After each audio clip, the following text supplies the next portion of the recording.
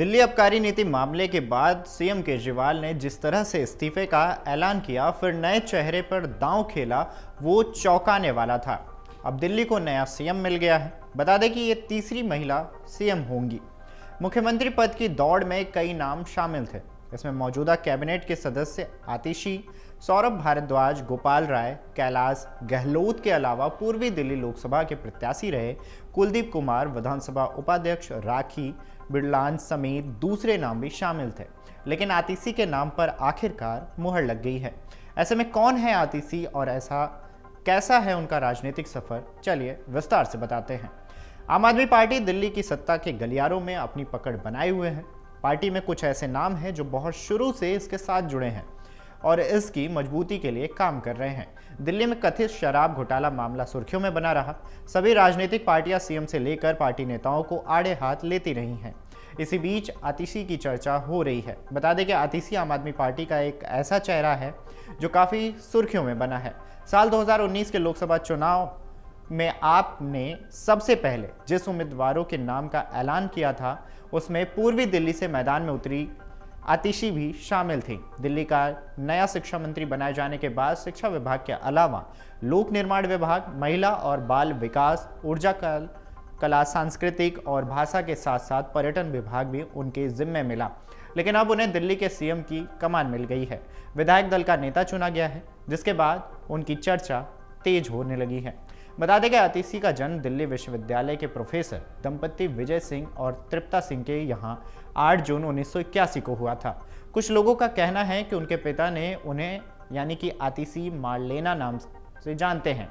उन्होंने मार्क्स और लेनिन के लिए किए गए कुछ अक्षरों को मिलाकर उनके लिए ये नाम चुना। साल 2019 के लोकसभा चुनाव में प्रचार के दौरान आतिशी ने अपने नाम से मार्लेना शब्द हटा दिया, क्योंकि इससे उनकी ईसाई होने का भ्रम होता रहा था।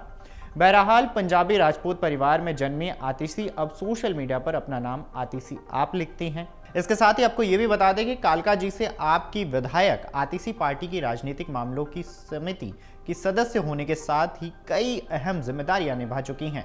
उन्होंने जुलाई 2015 से अप्रैल 2018 तक दिल्ली के उप मुख्यमंत्री और शिक्षा मंत्री रहे मनीष सिसोदिया के सलाहकार के तौर पर भी काम किया है और दिल्ली के सरकारी स्कूलों में पढ़ाई का स्तर सुधारने के लिए कई योजनाओं पर काम किया है। बता दें कि आतिशी की शिक्षा की बात करें तो उनकी स्कूलिंग यानी कि उनकी स्कूली शिक्षा जो है वो नई दिल्ली के पूसा रोड स्थित स्प्रिंग ग्लेस स्कूल में हुई है। उन्होंने दिल्ली विश्वविद्यालय से सेंट स्टीफन कॉलेज से साल 2001 में स्नातक की पढ़ाई पूरी की है और उसके बाद आगे की पढ़ाई ऑक्सफोर्ड यूनिवर्सिटी से की है। पढ़ाई पूरी करके भारत लौटने के बाद आतिशी ने आंध्र प्रदेश के ऋषि वैली स्कूल में कुछ समय तक काम किया है और एक गैर सरकारी संगठन संभावना इंस्टीट्यूट ऑफ पब्लिक पॉलिसी के साथ भी जुड़ी रही हैं। मीडिया रिपोर्ट्स के माने तो आपके गठन के समय से ही आतिशी पार्टी के साथ जुड़ी हुई हैं।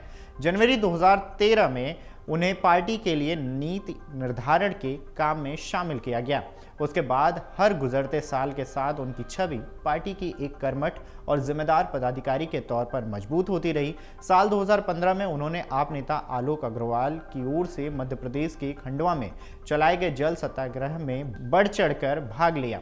आतिशी को 2019 के लोकसभा चुनाव में पार्टी यानी कि पूर्व दिल्ली से पार्टी का उम्मीदवार बनाया गया था। वो बीजेपी के प्रत्याशी गौतम गंभीर से 4.77 लाख वोटों से हार गई थी।